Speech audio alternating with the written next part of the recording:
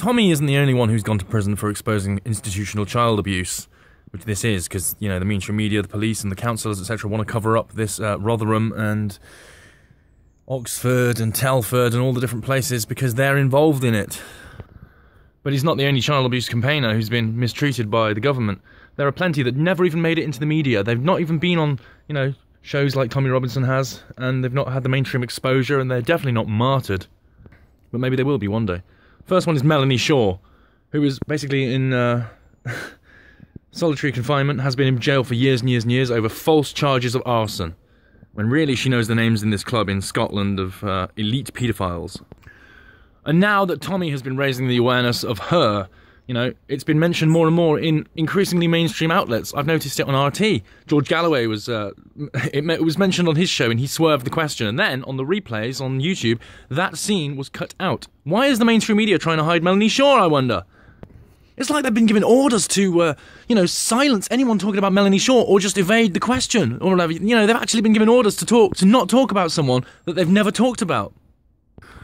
This should show you how much of to the extent of how much the enemy is the media, how much of an enemy the media is. Because they're not interested in helping people, they're not interested in helping the safety or the freedom or anything, certainly, but they're interested in pushing the Islamisation of our countries and actually hiding institutional child abuse so they can keep the child abuse rings going and the system of blackmail for government.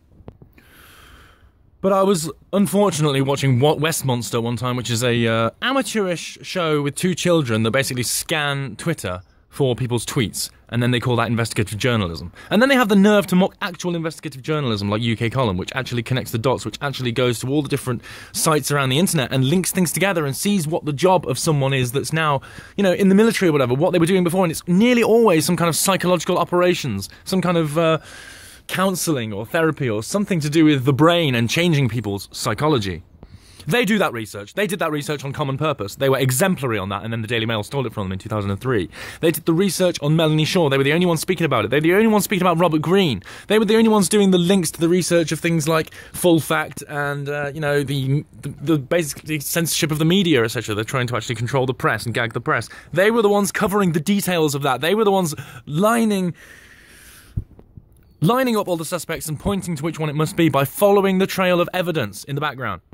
But Westmonster, these two children looking at Twitter, they told me that UK Column believes in the Earth is flat and believes in aliens and believes man never landed on the moon and all the rest of it. You know, all the stuff they never ever talk about. Westmonster can quite happily defame UK Column, a proper investigative journalism, but it's also their competition, and they know that.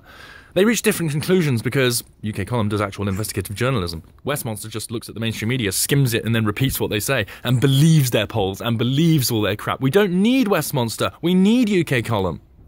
Even if Westmonster is much more popular, if it's got much more people watching it, because it's much more simplistic, and it's basically just scanning social media. That's not news, that's not media, there's no purpose to it at all. And it was that fat little gay one, you know, one of the presenters, there's Michael Heaver, he's alright. And then there's that little fat, sort of annoying, podgy one next to him that just goes, yeah, well, I think this, yeah, well, I think that. I've not done any investigative journalism, guys, but I think this, I think that. Oh, yeah, they're obviously like this, they're obviously like that. I've not done any investigative journalism, guys, but they're obviously like that.